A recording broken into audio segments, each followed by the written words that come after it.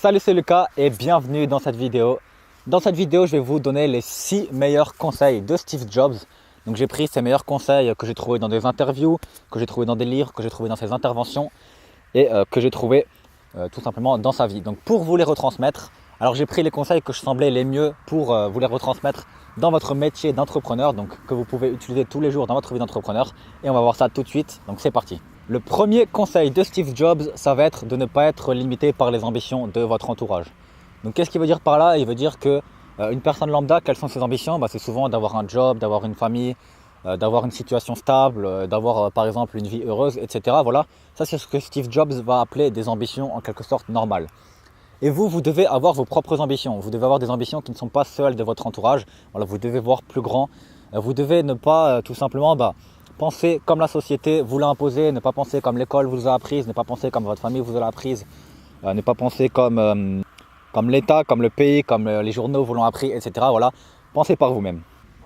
Voilà, donc remettez en question les croyances que vous avez inculquées. Posez-vous toujours la question qu'est-ce que je veux moi et pas qu'est-ce que les autres veulent ou attendent de moi. Voilà, moi il faut savoir que j'étais resté pas mal de temps en train de me poser qu'est-ce que je veux faire de ma vie, etc. Je me suis posé les questions et j'attendais pas de faire ce que les autres veulent de moi. Donc vraiment, ayez vos propres ambitions et n'ayez pas des ambitions trop simples de votre famille tout simplement. Le deuxième conseil de Steve Jobs, ça va être plutôt une question, c'est est-ce qu'il faut être passionné dans la thématique de business dans laquelle on va se lancer? Et c'est moi-même une question que je reçois souvent, c'est on me dit souvent est-ce que Lucas, il faut être passionné par exemple dans l'automobile pour se lancer dans un business dans l'automobile? Alors personnellement, je dirais que non, il ne faut pas être forcément passionné pour se lancer dans un business. Donc par exemple dans l'automobile, vous pouvez créer une auto-école sans vraiment être passionné par le code ou sans vraiment être passionné par les codes de la route ou même la voiture. Voilà, mais maintenant, est-ce que ça va être plus intéressant d'être passionné par ce qu'on va créer? Moi je dis souvent que quand même oui. Parce que quand vous êtes passionné, quand vous voulez vraiment faire ce que vous voulez, vous n'allez pas abandonner, vous allez vous y mettre plus, vous allez mettre plus d'énergie, vous allez plus facilement réussir. Vous n'allez jamais abandonner et c'est ça qui va faire que vous allez réussir. Par exemple, Steve Jobs, lui, il était passionné par tout ce qui était innovation, défi de soi-même, etc. Et c'est ce qui lui a permis de tenir. Donc, si jamais vous ne connaissez pas cette histoire, Steve Jobs était le patron d'Apple et au final, je ne sais plus dans quelle année, mais il a été viré de sa propre boîte par ses actionnaires. Et au final, Apple, pendant ce temps-là, pendant que Steve Jobs était viré, lui, il a créé un autre business, donc c'est Pixar, vous savez, la société qui fait les films.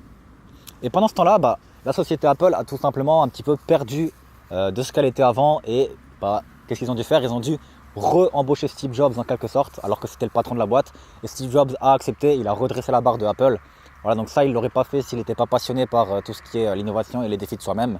Et pour vous dire que peut-être qu'il aurait abandonné s'il n'était pas passionné parce qu'on l'a viré de sa propre boîte qu'il avait créée lui-même.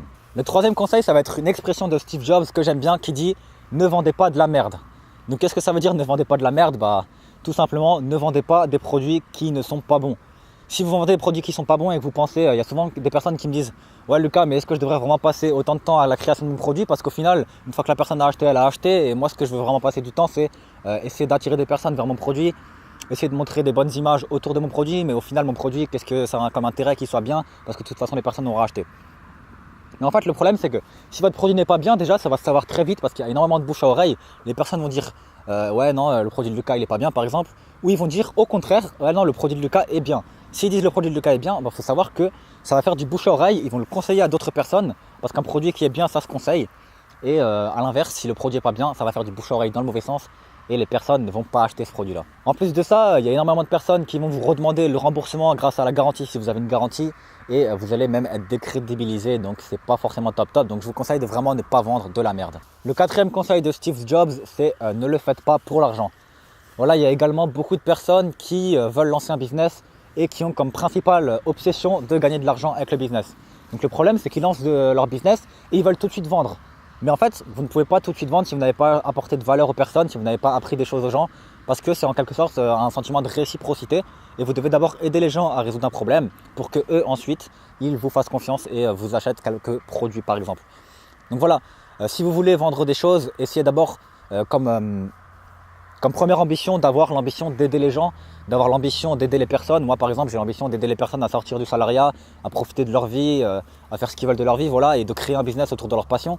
Voilà, j'ai l'ambition que les personnes arrêtent d'être piégées dans la société et qui se lèvent le matin en se disant ouais non je vais pas encore aller dans ce job, etc. Alors qu'il est possible très simplement d'être indépendant financièrement et de vivre la vie de ses rêves. Donc voilà, ça c'est mon ambition à moi.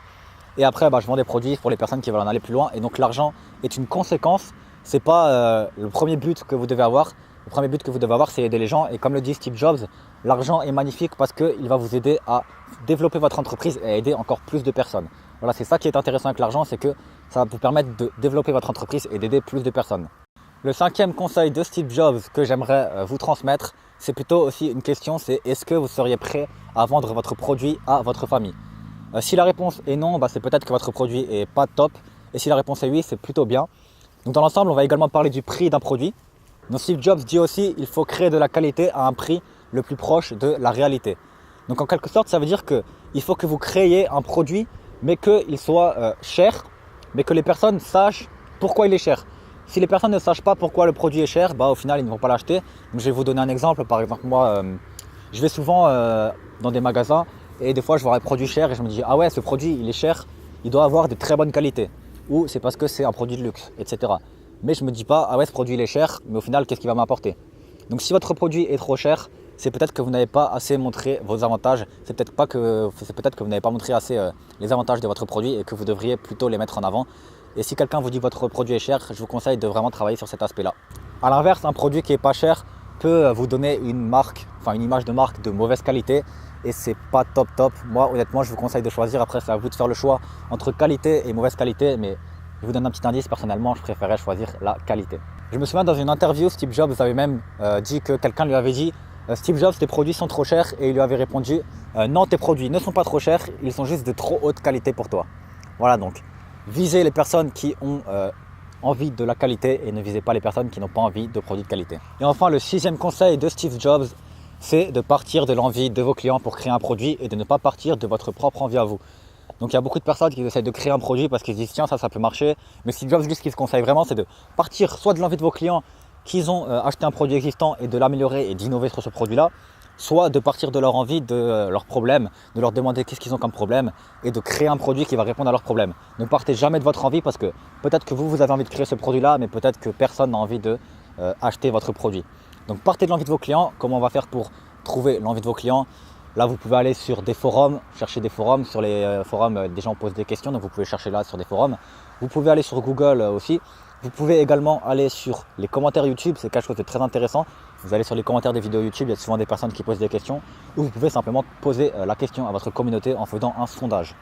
Voilà, c'est tout pour cette vidéo. J'espère que vous avez aimé cette vidéo sur les 6 conseils de Steve Jobs.